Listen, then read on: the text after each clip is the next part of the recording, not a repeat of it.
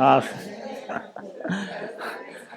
bueno, entonces iniciemos entonces, hagamos una oracióncita para empezar. Entonces dispongamos aquí la mente, el espacio para dejar que el Señor nos llene. Bueno, Padre, gracias Señor, te damos por este momento, gracias porque eres tú quien que nos da la oportunidad de poder estar hoy acá contigo, de que a pesar de que hay otras cosas en el mundo hoy para hacer, hoy nos da la oportunidad de acercarnos a ti. Queremos pedirte que hoy seas tú quien abras nuestro entendimiento, que seas tú, Espíritu Santo, quien nos llene, que nos permita escucharte, que esas palabras que tienes tú para cada uno de nosotros lleguen a nuestro corazón, Señor, y que puedan ser de edificación para nosotros y de otras personas. Hoy te pido que todo lo que se hable aquí, Señor, sea para gloria y honra tuya y que seas tú dirigiendo mis palabras, Dios. Te alabamos, te bendecimos, te glorificamos. Todo esto lo pedimos en el nombre de Jesús. Amén. Bueno, buenas noches. Para los que no me conocen, pues mi nombre es Daniel. La idea de hoy, la charla, va a ser, pues la charla es la fe, la esperanza y el amor. Estas son las tres virtudes teologales. Pero hoy quiero darle un poquito de énfasis. Pues ya hemos hablado, creo que aquí ya ese tema se ha hablado varias veces, de cada uno individualmente. Hoy vamos a tratar las tres, pero quiero darles un énfasis un poquito más de lo que estamos viviendo actualmente. O sea, cómo la fe, la esperanza y el amor las podemos poner como, digamos que hoy en práctica. Siempre tenemos que tener un espacio para ponerlas en práctica y más como con esta situación actual, ¿cierto? Pues normalmente este mundo, ¿cierto? Es un mundo pues que es caído. Cada vez pues van a empezar a suceder un montón de cosas nuevas que seguramente nos van a empezar a robar la paz, como lo que hemos visto hace poquito que nos ha tocado acontecimientos históricos. No sé si han visto el meme que dicen ya no más acontecimientos históricos, ya no quiero oír más. Cada vez seguramente nos van a ir pasando cosas de ese estilo. Y no es como por traer miedo, pero es como la realidad. Es la realidad de este mundo que finalmente Dios ya lo había dicho. Y quería empezar con este versículo para iniciar, que es Mateo 24, 10, 12, donde Jesús nos dice que en aquel tiempo muchos se apartarán de la fe, unos a otros se traicionarán y se odiarán, y surgirá un gran número de falsos profetas que engañarán a muchos. Habrá tanta maldad que el amor de muchos se enfriará. Claro, entonces, inicialmente vemos cómo Jesús ya desde hace tiempo nos avisaba que cada vez van a empezar a ocurrir un montón de sucesos que nos van a hacer enfriar en el amor, en la fe, va a hacer que nos alejemos de Él. Por eso es importante tener en cuenta estas tres virtudes, ¿cierto? ¿Qué es lo que nos atañe hoy? Entonces, ¿qué es en sí una virtud? Entonces, una virtud podemos decir que es algo, es una disposición de las personas por ir en pro del bien y de la perfección, o sea, hacer algo bien. Es algo que se construye habitualmente. Una virtud no es algo que es esporádico, o sea, no es que yo un día practique esa virtud y deje de practicarla mucho tiempo, sino que es algo habitualmente en mí que yo voy practicando buscando el bien, ¿cierto?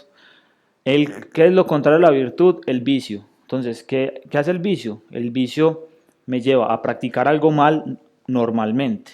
La virtud se practica siempre es en libertad, es libremente, es una libre expresión, mientras que el vicio es una esclavitud. Entonces vemos cómo las virtudes son algo completamente contrario. Y cuando vamos a hablar de esto, de los vicios que tenemos nosotros atados a nuestra carne. Entonces, la virtud, repito, es algo que se construye normalmente, es un hábito que se va construyendo. Entonces, ¿qué es una virtud teologal? ¿O cómo se define una virtud teologal?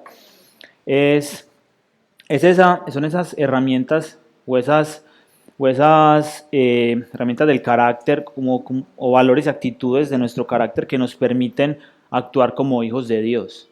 Es algo que Dios nos ha permitido, nos ha regalado para que nosotros podamos comportarnos como sus hijos. Esas virtudes pues no son cosas que nosotros digamos que producimos normalmente, o sea, no son cosas que como seres humanos lo podemos hacer, sino que el Espíritu Santo en nosotros, a través de nuestro entendimiento, sépase como inteligencia más voluntad, en este caso, actúa en nosotros y nos permite, digamos que poderlas llevar a cabo. Entonces, un ejemplo, nosotros no podemos amar de una manera correcta si no es por Dios, ¿cierto? Si no es porque el Espíritu Santo nos permite eso. Lo mismo cuando vamos a hablar de la fe y la esperanza. Entonces, ¿cuáles son las tres virtudes? Y que están en la carta de Corintios, en capítulo 13, versículo 3, en la primera. Dice, ahora pues permaneced en estas tres virtudes, la fe, la esperanza y el amor. Donde el amor está por encima de todas, o sea, es la más excelente de todas. El mismo apóstol aquí hace referencia a que el amor es la virtud más excelente. Ahorita más adelante vamos a ver por qué, o sea, cuál es la razón de que el amor esté por encima de la fe y la esperanza. Entonces, la fe, ¿qué es la fe realmente? No sé, alguien me gustaría que me dijera, ¿qué es la fe? O sea, ¿qué más? Sí, sí, yo sabía que me ibas a decir eso. Qué otra definición o alguien que quiera decir otra parte? Alguien que se anime, no sé. Ahora yo veía que es como eso que nos permite como darle un significado a las cosas que no se puede explicar, a los milagros, a la transformación de las vidas, la renovación. También, súper. Todo lo que han dicho, digamos que está metido como dentro, condensado dentro de la fe. Y repitiendo lo que dijo Meli, pues en Hebreos 11.1 está pues la definición de la fe por excelencia, que es pues ¿la qué? La certeza de lo que se espera, la convicción de lo que no se ve, ¿cierto? Esa es como la definición que tenemos ahí. Ahí hay tres factores que quiero resaltar, y es certeza, convicción y lo que no se ve. Entonces, cuando hablamos de certeza y convicción, es que nosotros podemos creer en algo, o sea, nosotros tenemos en nosotros una convicción de que algo es verdadero, ¿cierto? Algo que es realmente verdadero y en el cual podemos poner nuestra confianza. Entonces, ¿cómo así que en lo que no se ve?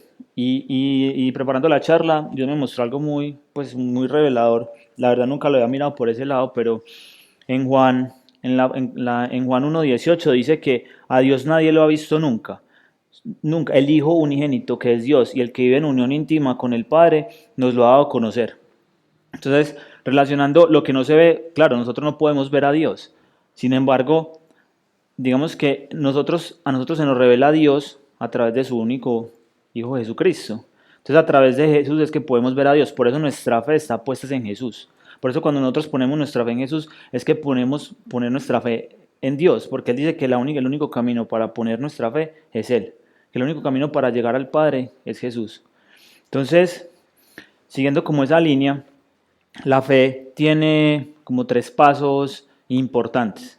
Entonces, el primer paso es el conocimiento, ¿cierto? Entonces, pues aquí creo que Pablo ya ha dado muchas charlas de cómo poner nuestra fe en práctica y eso, pero ¿cómo llegamos nosotros a la fe? O sea, ¿cómo realmente es que llegamos a esa virtud? Entonces, primero es el conocimiento, o digamos que la información.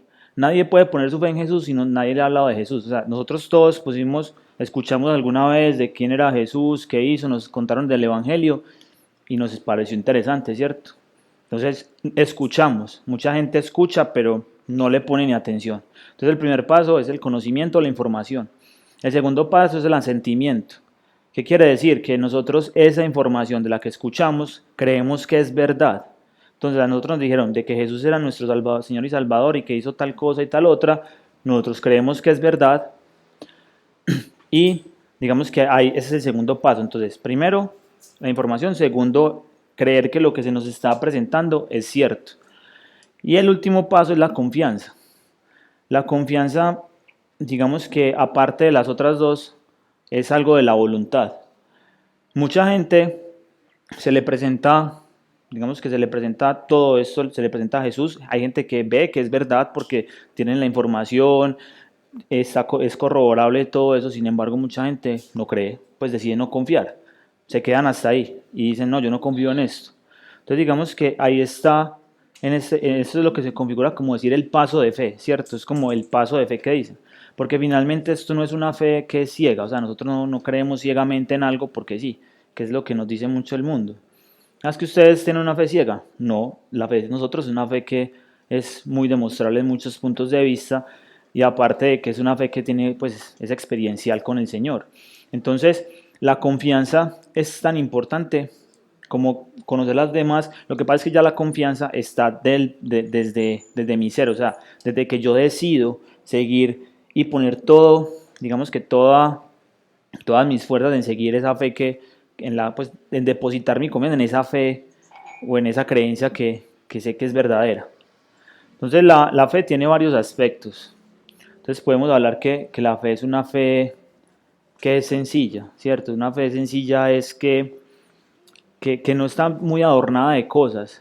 La fe sencilla, ¿por qué digo que es una fe sencilla? Porque finalmente nosotros creemos en que Jesús es nuestro Señor y Salvador. O sea, esa es la fe sencilla. Eso es como el paso de fe inicial. De ahí en adelante la fe se empieza a desarrollar y aparte de ahí, digamos que se convierte en una fe experiencial que nos permite cada vez conocer más a nuestro Señor, conocer cada vez más a Dios.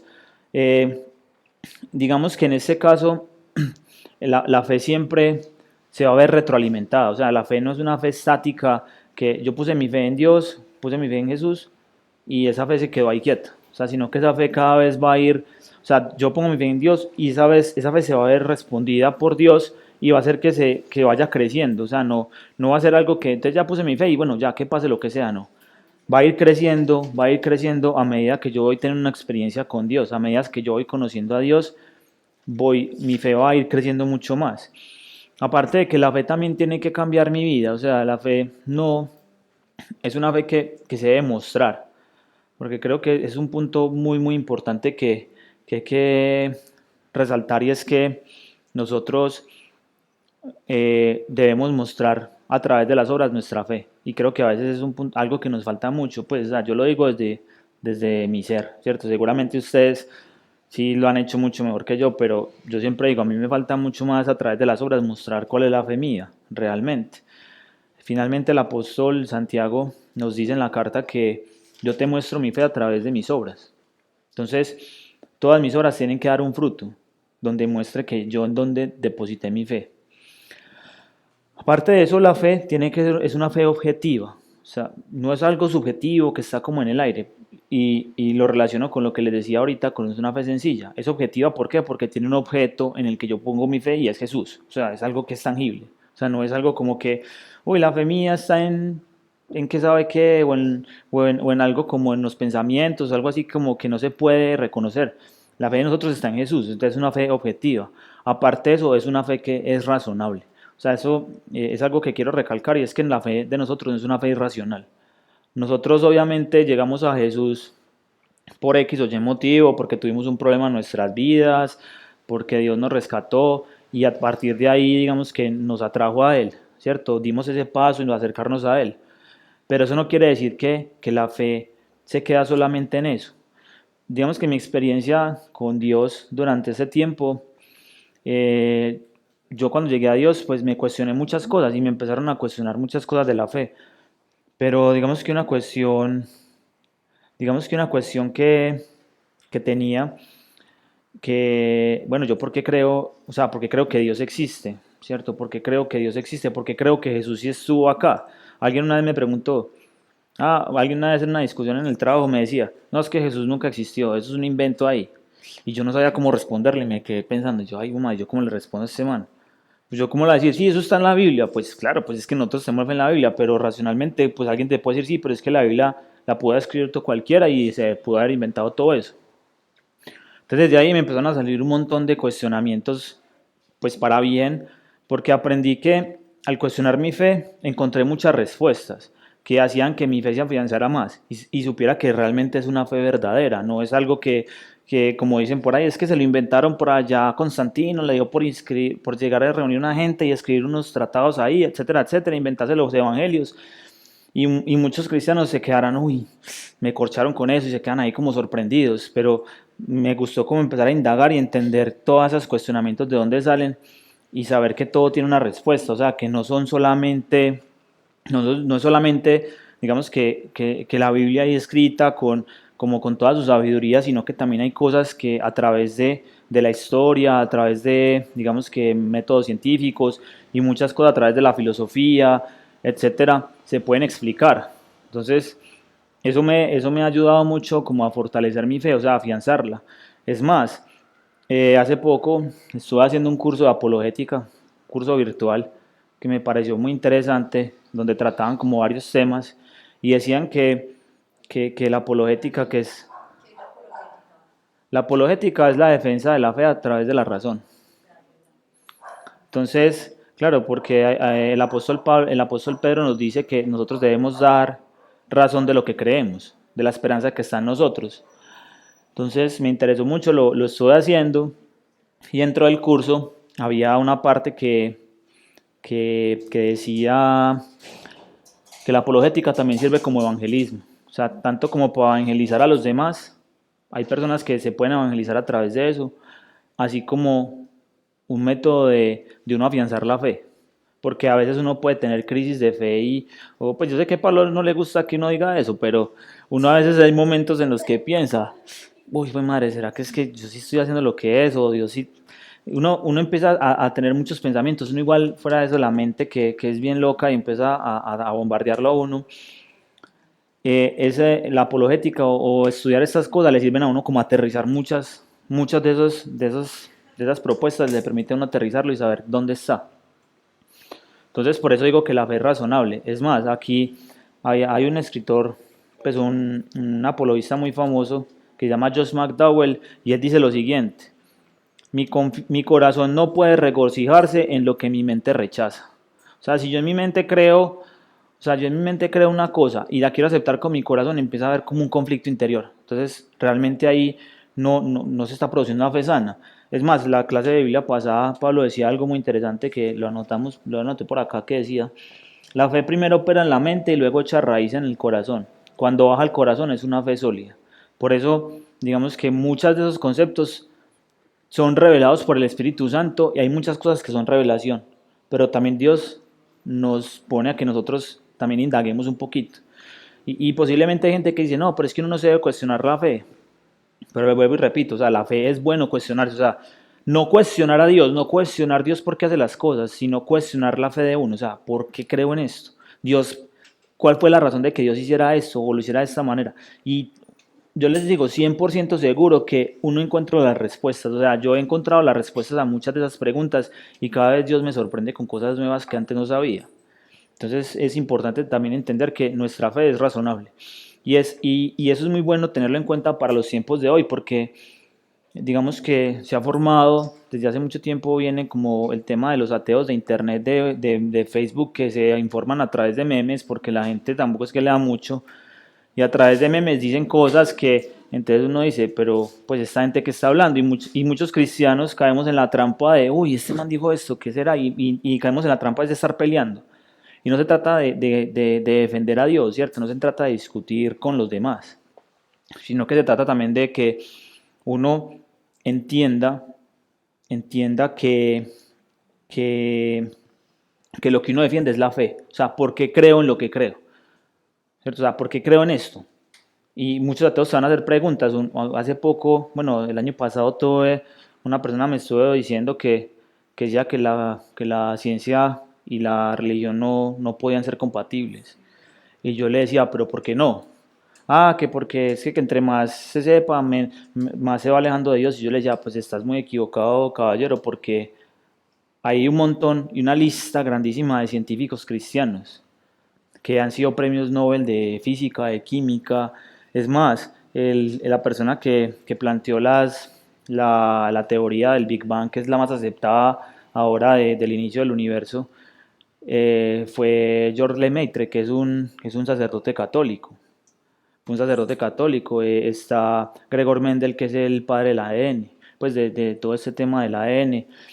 Hay un señor ahora que se llama Francis Collins, que es el que ha trabajado con el proyecto Genoma Humano. Entonces, son personas que son creyentes y que a través de la ciencia, digamos que se relacionan con Dios. Por eso les digo, o sea, seguramente muchos nos van a atacar y nos van a decir, no, es que la ciencia es lo mejor y es gente que tiene más fe en la ciencia que en cualquier otra cosa. Entonces ellos ponen su fe en la ciencia, eso se llama lo que le dicen ahora cientificismo, que creen que la ciencia todo lo puede probar, que la ciencia todo lo prueba y es mentira. La ciencia hay muchas cosas que no puede comprobar. Es más, las teorías, lo que hace la ciencia es plantear teorías y que se pueden ser comprobables y falsables. O sea, que puede ser que alguien puede sacar una teoría que dice, no, eso no es cierto, por eso y por eso. Entonces, todo ese tema de la ciencia y todas las cosas que últimamente pululan por ahí en internet o comentarios que uno va escuchando, nos ayuda también como a saber o direccionar, bueno, nosotros cómo contestamos a esas cuestiones de los demás. Pues de una manera, obviamente guiada por el Espíritu Santo. En un libro que se llama Tácticas, que estoy leyendo, el Señor dice que hace como un paréntesis y dice, vea, hay mucha gente que piensa que digamos que explicar la fe desde la razón no está bien, ¿cierto? Porque se generan discusiones. Pero él decía que lo más importante de eso no, o sea, no es entrar en el conflicto, sino dar el mensaje. O sea, si usted da el mensaje y el Espíritu Santo lo quiere traer a esa persona, ese mensaje va a calar en él. Va a calar en él. O sea, usted preocúpese por dar el mensaje de una manera pues con amor. O sea, todos los mensajes que uno da en el Evangelio no pueden ser mensajes de señalamiento, ni de tratar al otro como un estúpido, ni nada, porque eso también hace que la gente se sienta. Entonces van a decir, este me trata mal y ahora me hace sentir menor y ahora me quiere traer un Evangelio. Entonces, también está que cuando uno habla de esos temas con alguien, debe tener en cuenta de que ese mensaje, obviamente, debe ser, digamos que, entregado con ese amor de Dios. Sin embargo, es también saber que Dios está haciendo su obra ahí. O sea, si vos vas con la disposición de hacerlo, Dios está haciendo su obra y la persona que lo reciba, pues ya eso ya es problema del otro, ¿cierto? O como decía esta persona, decía, es problema de Dios siempre. O sea, yo hago lo mío y Dios hace el resto. Entonces, es también que tengamos eso en cuenta. Listo. Hablando pues como otro poquito de la fe, ¿cierto? Digamos que hay unos argumentos que quería traer acá a colación que muchas veces nos hacen o que nos tiran esas preguntas y es uno de los más famosos y es ¿quién creó a Dios? Eso creo que o no se ha preguntado eso, ¿quién creó a Dios? O sea, uno decía, pero Dios me creó a mí, pero ¿y a él quién lo crea? O qué pasó ahí, o cómo es la cosa. Finalmente Dios, o sea, esa pregunta creo que una forma de responderla, según lo que he visto, y de una manera muy sencilla, y es que, digamos que hace parte de que algo empiece a existir, ¿cierto? Que hace parte, cuando uno empieza a existir, uno entra como en un plano material y temporal. O sea, entra en un plano donde hay unas leyes que rigen sobre la materia del tiempo, la ley de la gravedad, la ley de la termodinámica, etcétera, etcétera. Entonces, cuando uno empieza a existir, entra en ese mundo, claro, la materia, el tiempo, todo eso, pero y eso necesita una causa. Entonces, el universo empezó a existir, por lo tanto el universo tiene que tener una causa. No puede haber sido salido espontáneamente de la nada, porque de la nada nada sale. Entonces, cuando hablamos de eso, nosotros decimos que quién es la causa primera de todo es Dios, porque Dios no, o sea, Dios nunca fue creado, Dios siempre ha existido porque Dios es un ser inmaterial, atemporal, todopoderoso. O sea, Él se mueve por fuera de las leyes de este universo. Por lo tanto, Él no puede ser creado. Si Dios fuera creado, ya no sería Dios, sería otro ser diferente. Porque entonces a uno se preguntaría, si Dios no fue, si Dios, entonces ¿quién creó a ese otro Dios? ¿Y quién creó al Dios que creó al Dios? Y se puede ir infinitamente retrocediendo y eso no tiene sentido alguno. En la lógica eso no hay sentido. Entonces por eso nosotros respondemos a esa pregunta diciendo que Dios es un Dios atemporal, inmaterial, todopoderoso, que como Él creó el universo, Él se puede mover por fuera de las leyes del universo sin ningún problema. Entonces, por eso cuando le preguntan a uno, ¿quién creó a Dios? Dios no fue creado, Dios siempre ha existido, ¿cierto? Es más, en uno de los atributos de Dios es que es un Dios eterno. Otro argumento que nos presentan, pues como hacia nuestra fe, es el tema de, ¿y si Dios existe, por qué existe la maldad y el sufrimiento?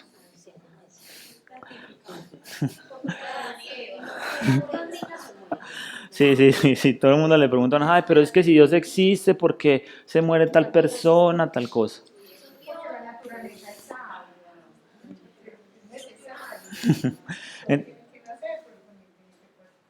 Claro, cuando le preguntan a uno eso,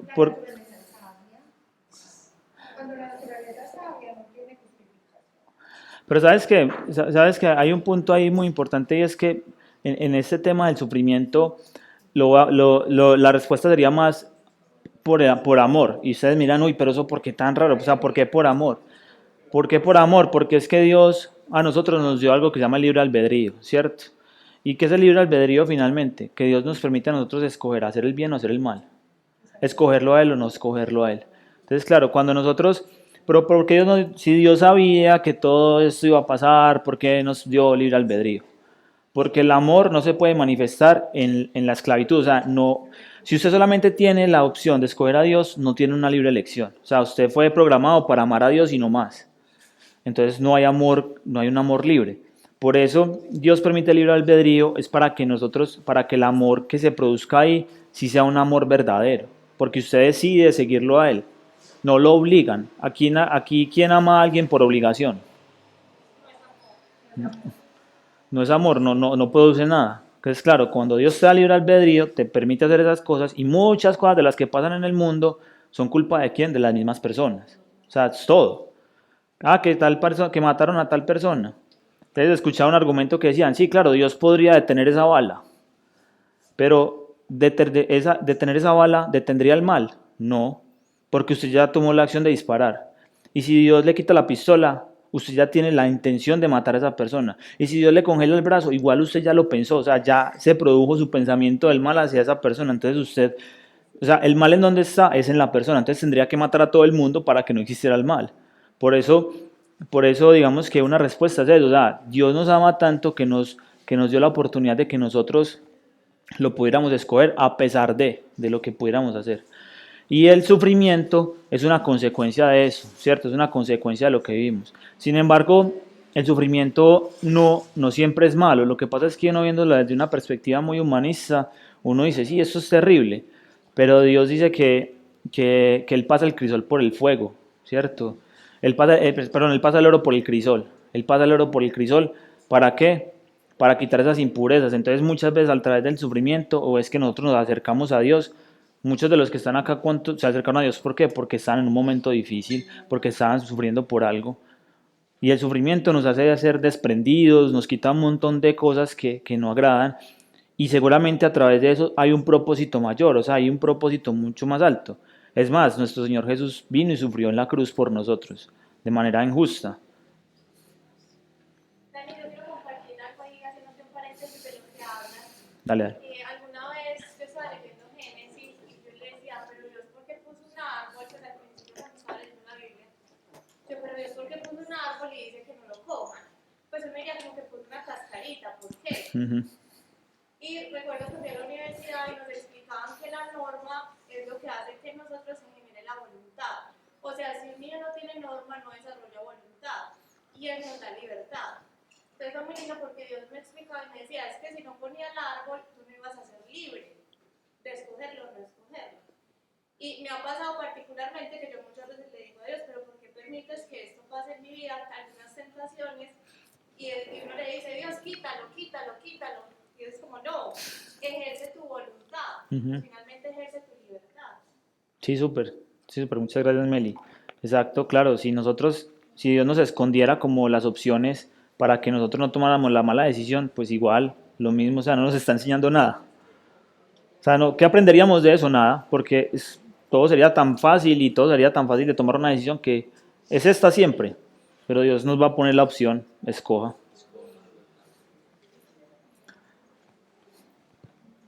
Bueno, aquí hay otro punto para pasar como al siguiente, que es la esperanza, que no me quiero tampoco quedar mucho rato, y es el tema de que la Biblia fue escrita por hombres, y creo que eso es algo que todo el mundo se cuestiona. Es más, yo he conocido...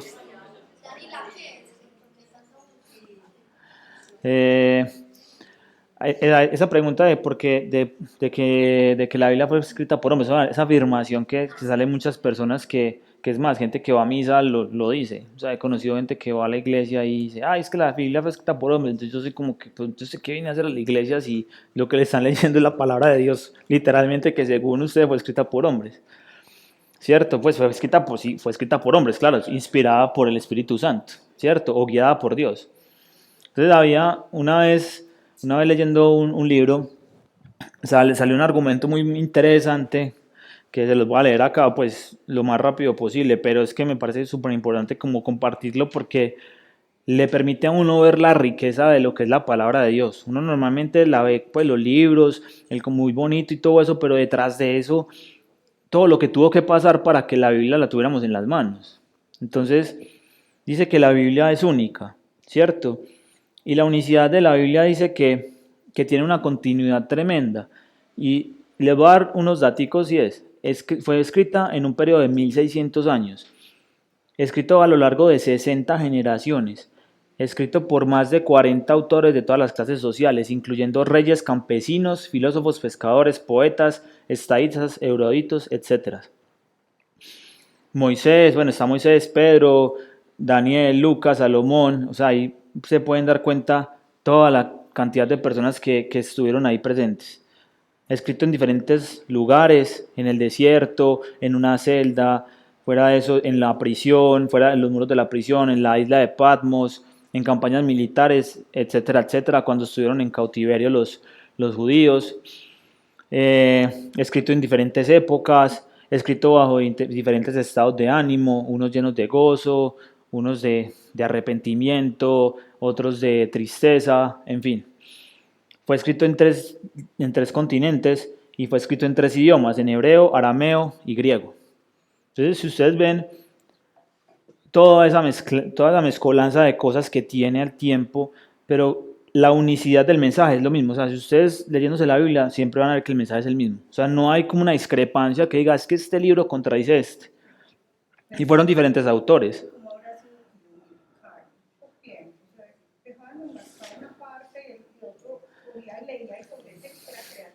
Digamos que pues muchos de esos libros pues fueron escritos pues profetas o personas que Dios separaba, ¿cierto? Eh, pero digamos que en el contexto donde se escribía pues cada uno iba colocando lo suyo. Por ejemplo, los salmos escritos por David, pues que tuvo varios momentos en los que, claro, pecó contra Dios o estaba era perseguido o estaba muy contento, glorificaba a Dios. Entonces hay varias partes, sin embargo, ¿cómo se compila la Biblia? O sea, ¿cómo llegamos a tener todos esos libros? Entonces, para tener con el compendio, los judíos tenían lo que era la Torá y después era lo que es el Tanakh, que es todo el Antiguo Testamento. Ellos ya tenían como eso, o sea, ya esto está definido y esto es como el canon. En el Nuevo Testamento, pues hicieron varios concilios, la iglesia primitiva, y definían que si era canon o no, de acuerdo a las enseñanzas de Jesús y lo que veían, porque no cualquier cosa podían meterla ahí. O sea, inspirados por el Espíritu Santo, sacaban los libros que no eran realmente inspirados y dejaban los que eran.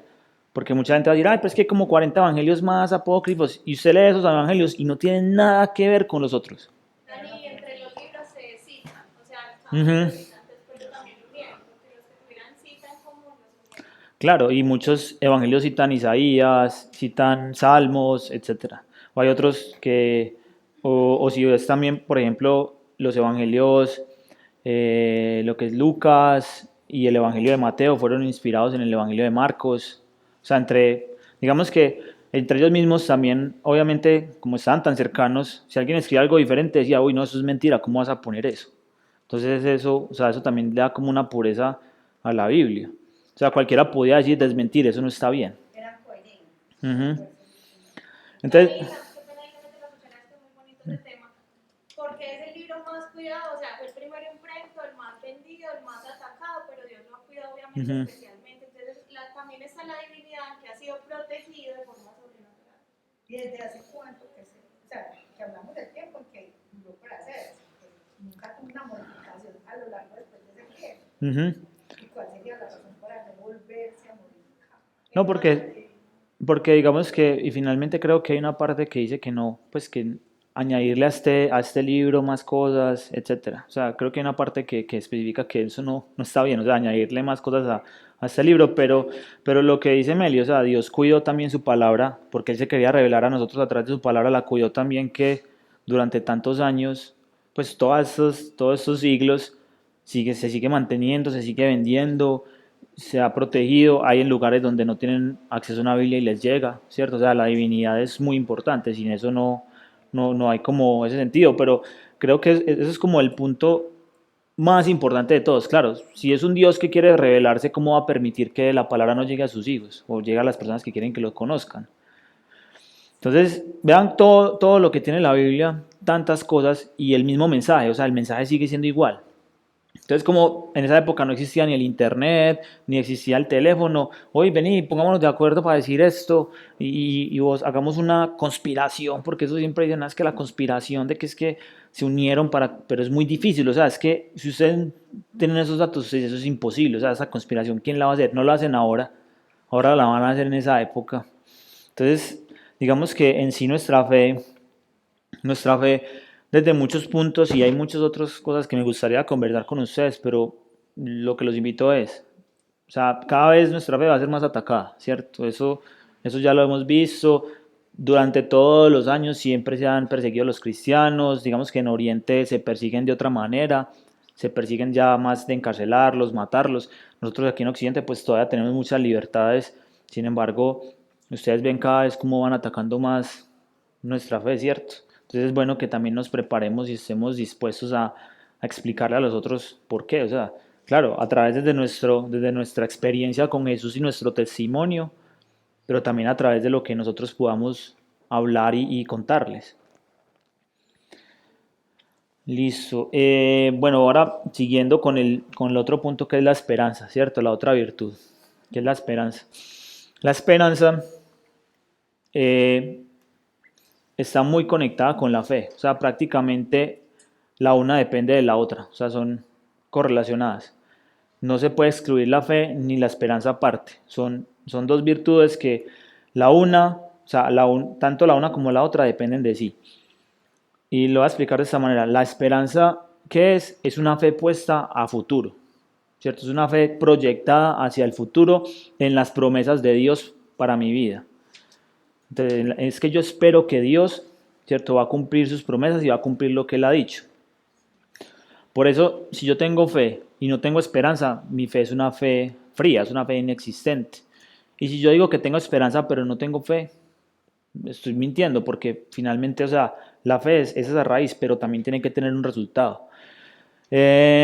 Digamos que la fe, aquí hay algo, Santo Tomás decía que la esperanza es la virtud que otorga al hombre la confianza absoluta de que conseguirá la vida eterna y los medios para llegar a ella con la ayuda de Dios. Entonces es muy interesante porque ¿cuáles son las promesas de Dios para todos? Que nosotros vamos a la vida eterna, ¿cierto? Vamos a resucitar con Él, vamos a estar en la eternidad con Él, ¿cierto? Que vamos a ser salvos. Entonces nuestra esperanza está puesta en el reino de los cielos, en eso. Finalmente, claro, con todo lo que sucede ahora, uno tendrá la esperanza de decir, uy, no, este mundo va a mejorar y que va a haber paz y lo que sea, pero ya sabemos, pues por Apocalipsis eso no va a pasar. O sea, Dios nos lo ha venido diciendo y suena a veces muy crudo porque uno dice, ay, claro, es que no, yo quiero que haya paz en el mundo y que todo sea muy bonito. Sí, claro, todos queremos que la gente se ame y eso, pero eso no pasará hasta que nuestro Señor venga. Entonces, ¿cuál es nuestra esperanza? Nuestra esperanza no está puesta aquí que el mundo va a ser un mejor lugar, sino que nuestra esperanza está puesta en qué? En que vamos a ir al cielo con Dios. O sea, que el reino de los cielos es nuestra casa realmente. ¿Qué nos permite entonces la esperanza en sí? O sea, ¿qué nos permite a nosotros? Nos permite tener propósito. O sea, nos permite tener una vida con propósito o sentir ese propósito de vida, que no es algo vacío o es algo como que va y uno se sienta ahí y no pasa nada y como que lo mismo, como esas personas que todos los días hacen lo mismo y uno los ve como sin ganas de nada. O sea, eso es gente que no tiene realmente una esperanza. Y la esperanza no significa que todo va a ser, o sea, que entonces como yo estoy con Dios, todo va a ser muy bonito.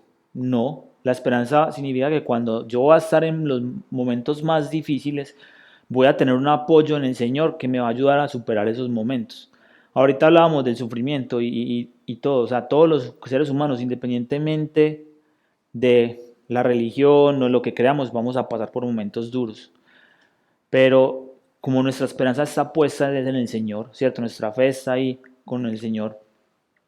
Esa esperanza es la que nos permite atravesar ese dolor, atravesar ese momento difícil y digamos que de sufrimiento para nuestras vidas. Obviamente muchas personas en el mundo piensan que la esperanza es todo súper bonito y eso, pero pues viéndolo aquí como la virtud que Dios nos presenta, sabemos que esa esperanza realmente nos va a dar fuerzas. Algo que también me parece muy importante y es que nos recuerda la misericordia de Dios. La esperanza nos recuerda qué tan misericordioso es el Señor. ¿Por qué? Porque cuántas veces hemos fallado cada uno de nosotros al Señor, cuántas veces nos hemos equivocado y hemos vuelto a Dios, y Dios siempre nos recibe. Y uno siempre la embarra y uno vuelve a Dios y Dios lo perdona y todo eso. Entonces la esperanza nos recuerda es que Dios es un Dios misericordioso y que nos ama y que nosotros nos podemos caer 20 veces y 20 veces nos levantamos y si volvemos a Él, ahí vamos a estar. O sea, Él siempre está firme, es un Dios fiel. Parte como de la esperanza está muy relacionado con lo que es el anhelo de felicidad del hombre. O sea, ¿por qué? Porque nuestro anhelo de felicidad está ahí, Dios lo puso en el corazón por algo, ¿cierto? Y eso se relaciona mucho con la esperanza porque al poder nosotros tener algo, o sea, esperar algo de felicidad, nuestra esperanza, nosotros podemos colocar nuestro anhelo de felicidad en cualquier cosa mundana, ¿sí? Que la plata, que me va a dar una familia, o lo que me va a dar, no sé, tener mucho poder, etcétera, etcétera, o viajes, o lo que sea. Finalmente, cuando uno llega a ese punto, uno sabe que eso no es lo que lo hace feliz. O sea, uno dice, bueno, ya lo logré, que eso no me hace feliz. Entonces, ese anhelo de felicidad está muy asociado a la esperanza, porque claro, como nosotros la felicidad la estamos poniendo, o sea, nuestra felicidad debe estar puesta en tal punto de que nosotros, cuando conozcamos al Señor, ahí está nuestra felicidad. Por eso se relaciona tanto como con ese tema de la esperanza. Y algo que también, digamos que esto nos hace, que esta virtud digamos que nos permite o nos hace acercar al Señor, es la manera en cómo, o sea, lo voy a decir como a través de las personas, ¿cierto? ¿Cuántas personas muchas veces a través de un hermano o una persona, cuando uno está en un momento difícil, le ayuda a uno? Le ayuda o le muestra como esa misericordia, le muestra ese amor, le demuestra que aún hay esperanza para creer en algo más, para poder ponerla en Dios.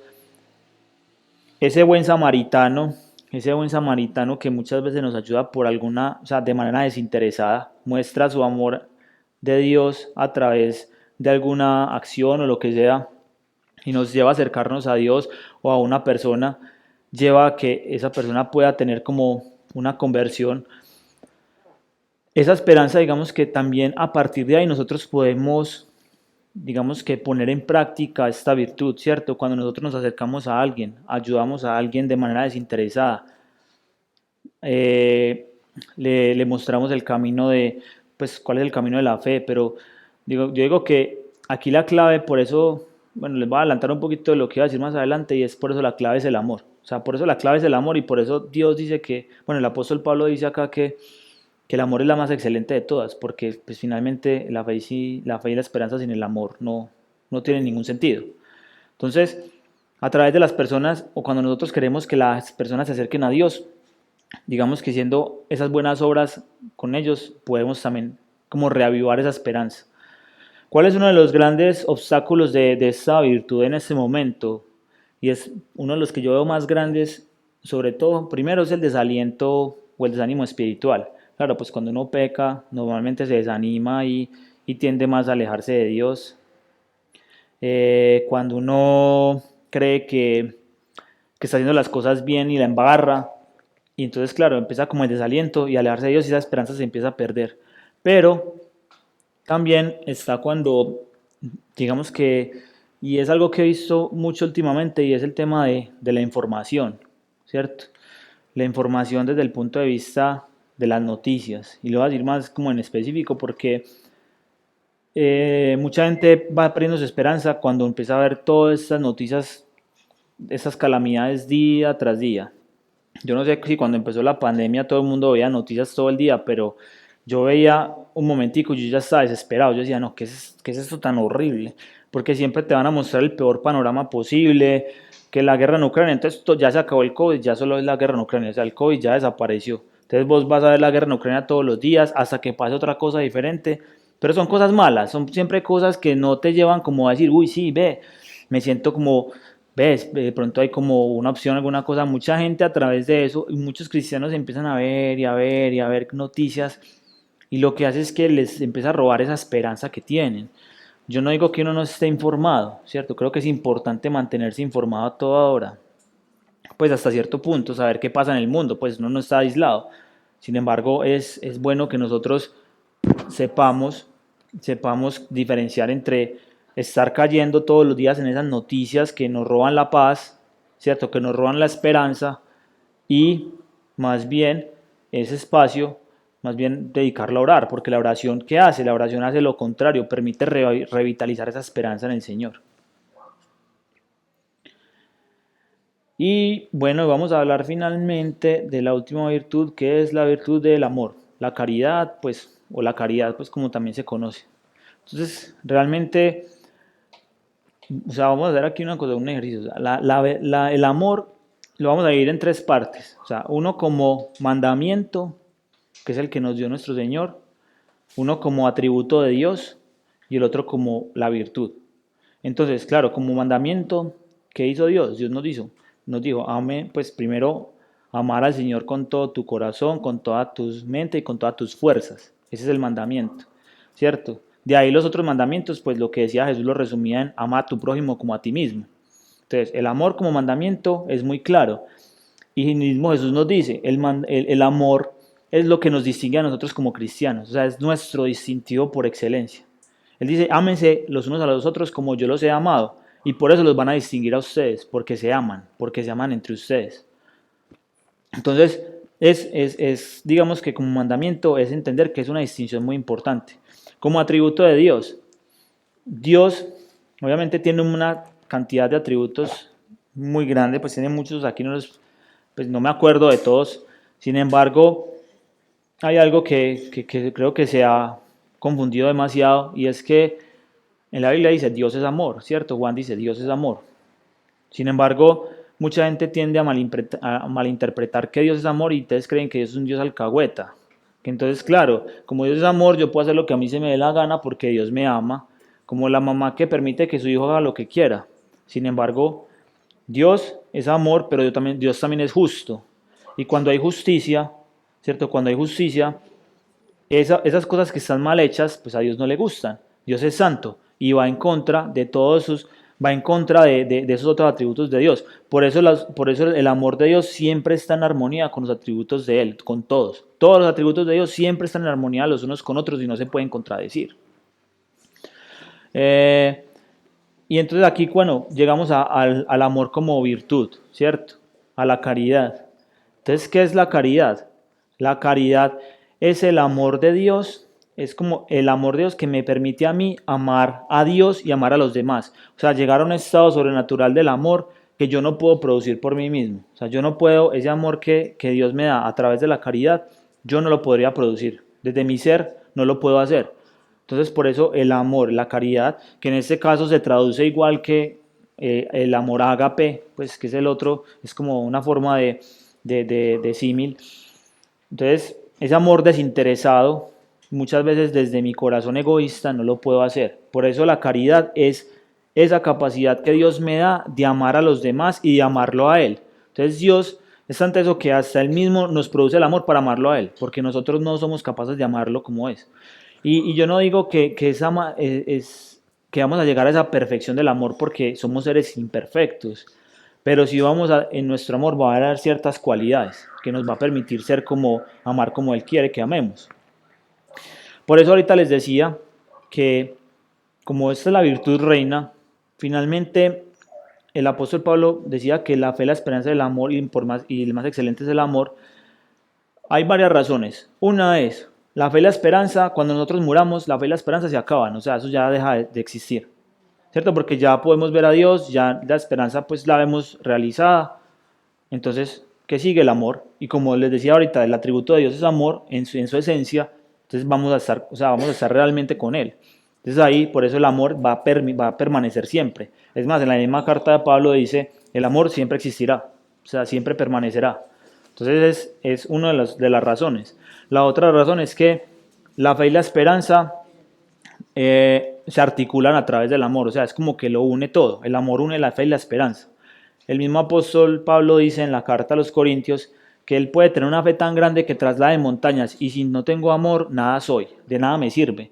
Yo puedo hablar en lenguas, puedo tener profecías, pero si el amor no está en mí, eso no me sirve a mí absolutamente de nada.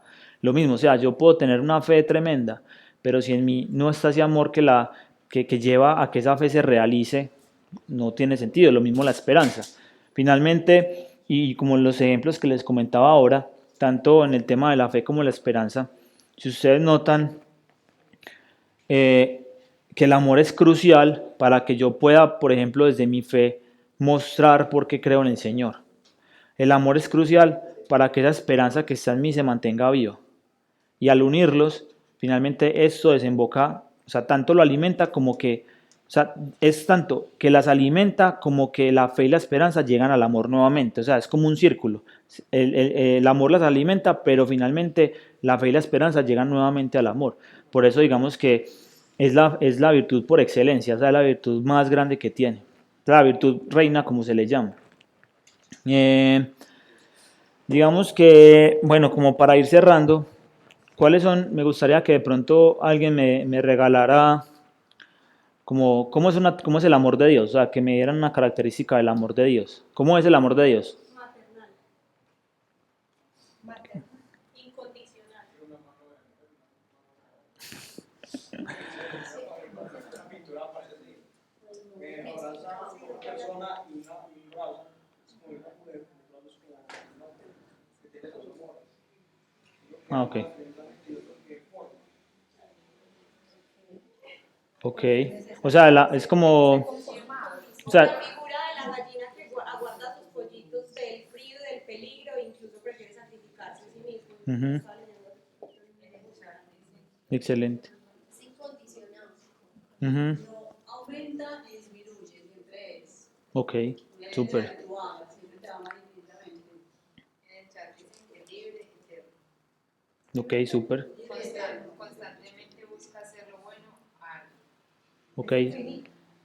Sí, así es, súper. O sea, vean todas las definiciones. Creo que ustedes tienen muy claro lo que es el amor de Dios. Pues repasando varias cosas, el amor de Dios no es egoísta, ¿cierto? Y ahorita vamos a leer el pasaje, pues que es por excelencia la definición del amor de Dios, pues, pero es bueno como uno hacer el ejercicio y pensar cómo es realmente con uno, cómo ha sido el amor de Dios con cada uno de nosotros. Mi mamá decía algo muy bacán, decía, el amor es el reflejo de Dios. Claro, súper. Súper bacán recordarlo ahí, saber que está. Sí. Sí, es que finalmente Dios es amor, ahí está el reflejo de él. Excelente, sí, muy, muy sabia tu madre. Digamos que el amor de Dios, como dicen, todo lo perdona, ¿cierto? Todo lo perdona, pues, o sea, la misericordia de Dios con nosotros, qué tan inmensa es, cuando la embarramos y volvemos a Él. El amor de Dios no es egoísta, ¿cierto? Siempre se da, nunca se estanca, fluye, es incondicional. Eh, digamos que un aspecto del amor de Dios es que siempre busca, siempre busca digamos que el bien de los otros por encima del bien mío, ¿cierto? Que es pues como una definición de lo que no es el egoísmo. Eh, es algo que da vida, ¿cierto? El amor de Dios infunde vida en nosotros. Yo creo que cuando uno llega a Dios, siente como el amor de Él tan fuerte que uno sabía que estaba muerto espiritualmente y Él lo renueva a uno. Eso es como el poder del amor de Dios que Él tiene. Eh, digamos que el amor de Dios que nos permite, aparte de todas estas cosas, nos ayuda a que nosotros nos vaciemos de nuestro propio ser. O sea, cuando el amor de Dios llega a nosotros, nos permite vaciarnos de nuestros propios deseos y nuestros propios, digamos que, anhelos y cosas. Cuando realmente lo estamos viviendo, Dios nos permite de nosotros sacarnos de ese egoísmo en el que vivimos.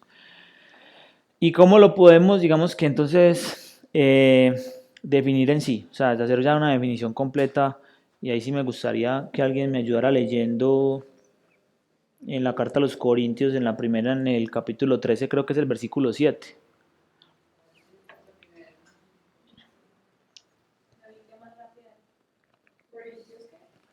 Primera de Corintios 13, creo que es el versículo 7 o el 8, está por esos dos. 13 que 28. 8, 7, 7, 8, más o menos ahí es donde empieza el amor. Ajá. El amor es sufrirlo todo, creerlo todo, esperarlo todo, soportarlo todo. El amor jamás dejará de existir. Un día el don de profecía terminará y ya no se hablará en lenguas, ni serán necesarios los conocimientos, porque los conocimientos y las profecías son todas imperfectas. llegarán a su fin cuando venga lo que es perfecto. Cuando yo era niño, sí, vos. No, léete porfa el 6 y el 7. Creo que están esos dos. Eso 27. No es alegrarse de las injusticias, sino de la verdad. Tener amor es sufrirlo todo, creerlo todo, Ajá, sí. esperarlo todo, soportarlo todo. Entonces el amor de Dios, creo que esa es la mejor definición del amor de Dios. Y ahí cuando uno de pronto sienta como, bueno, no sé cómo Dios es conmigo, no sienta como ese acompañamiento, no creo que pueda ir a este capítulo y leerlo, ¿cierto? Es paciente, no se jacta en la injusticia, no es orgulloso, todo lo perdona, no es envidioso, todo lo tolera y siempre se va a complacer en la verdad. Entonces, como para ir cerrando, les voy a dejar como un resumen muy sintetizado de lo que hablamos acá, en esta frase que dice que por fe tenemos conocimiento de Dios, por la esperanza confiamos en el cumplimiento de las promesas de Cristo y por la caridad obramos de acuerdo con las enseñanzas del Evangelio. Entonces yo creo que todo eso lo podemos resumir en esta frase. Obviamente pues es un tema muy largo y a la fe, la esperanza del amor podríamos dar por ahí 3 o 4 clases, son temas muy largos, pero quería traerlo como a colación todo esto, como entender también que Dios nos ha brindado estas herramientas para que nosotros realmente podamos comportarnos como sus hijos. Yo creo que a la hora de nosotros mostrar el amor a nuestro prójimo y a los demás, es difícil, o sea, eso no es algo fácil. Hay algo que me parece muy teso y que no está en ninguna otra religión te lo va a decir. Y lo dice Jesús. Amen y oren, o sea, oren por los que los persiguen y ámenlos. Y no es como que, uy, no, eso es muy difícil. O sea, amar a los enemigos y orar por ellos para acabar de ajustar. Entonces eso demuestra qué tan grande es el amor del Señor y que eso es lo que nos manda a hacer, sobre todo en estos tiempos. Dios siempre nos ha mandado a hacer eso. Lo que pasa es que ahora, con todo lo que vivimos, va a ser muy difícil. Y mucha gente, como lo decía al principio, el amor de muchos se va a enfriar, o sea, va a haber muchos problemas, la fe va a desaparecer en muchos, se van a alejar de Dios. Sin embargo, Dios nos manda a estar firmes y a utilizar estas virtudes en pro de que nos mantengamos con Él. No sé si de pronto alguien tiene alguna duda o alguna pregunta o quiere hacer el último comentario. Todo está bien. Listo, entonces la oración para que cerremos. Padre, gracias te damos por este espacio. Dios, hoy en el nombre de Jesús te pido que estas virtudes seas tú cada vez inspirando más en nosotros, en nuestro espíritu, en nuestro corazón, en nuestra mente. Que nosotros podamos entender de mejor manera qué es lo que tú quieres con nosotros a través de estas virtudes, Señor. ¿Cómo quieres que las apliquemos? ¿Cómo quieres que en nuestra vida las pongamos en práctica, Dios? Hoy en el nombre de Jesús te pido, Señor, que en nuestros corazones infundas hoy de manera especial una revelación que nos permita entender más nuestra fe desde ti, desde nuestra relación contigo. Que nuestra esperanza crezca más en ti, Señor. Y te pido, Dios, que nos des un amor sobrenatural todos los días para amar a los demás, Señor, para amarnos a nosotros mismos y amarte a ti sobre todas las cosas, Dios. Que siempre estés, Señor, por encima de cualquier cosa, Dios.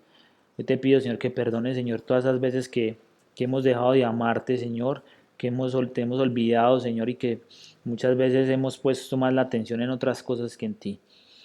Hoy, Señor, te pido que todas las personas aquí reunidas y aquellos que escuchan, Señor, sean bendecidos por ti, que ahorita permitas que lleguemos a nuestros hogares, Señor, sanos y salvos, y que toda persona que en este momento tenga algún problema, Dios, alguna tristeza, Señor, en su corazón, hoy seas tú contentándolo, Dios, y dándole gozo y paz para este momento. Te alabamos y te bendecimos, Señor, en el nombre de Jesús lo pedimos. Amén.